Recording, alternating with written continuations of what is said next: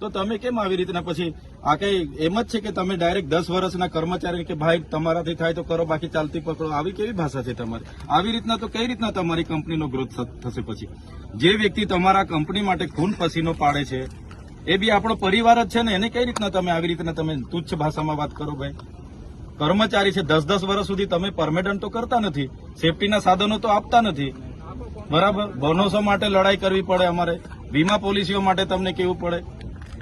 આ શું બતાવે છે? આ કઈ આવું ને બહારના લોકોને તો 2-2 વર્ષ 3-3 વર્ષમાં પરમેનન્ટ કરીને બધી સેવાઓ તમે આપો છો, તો અમારા લોકોને પણ આપો ને. વીમો કશું નથી. તો પછી કાલે ઉઠીને અહીંયા કઈ થઈ ગયું તો અમારે કોની જવાબદારી?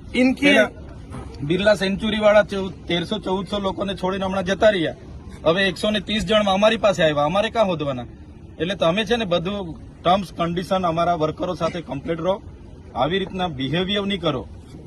આજે તો અમે ફર્સ્ટ ટાઈમ અમે પોતે આવ્યા છે, પછી બીજી ટાઈમે પછી કઈ આવું પ્રશ્ન આપણે ત્યાંથી આવશે તો અમે ચલાવવાના નથી ભાઈ.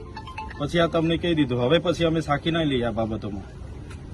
देखो हम लोग भी वेल एजुकेटेड है, we have also work in corporate companies, बराबर है। तो ये दोनों साइड से ऐसा होना चाहिए कि लोकल लोगों को रोजगार मिलना चाहिए, ये उनका हक है।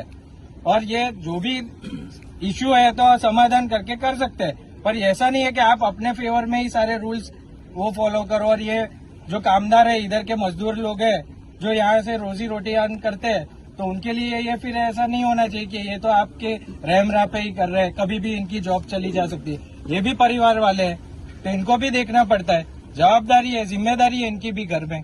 कैसे यहाँ पे लोग रहते हैं हमको पता है। आज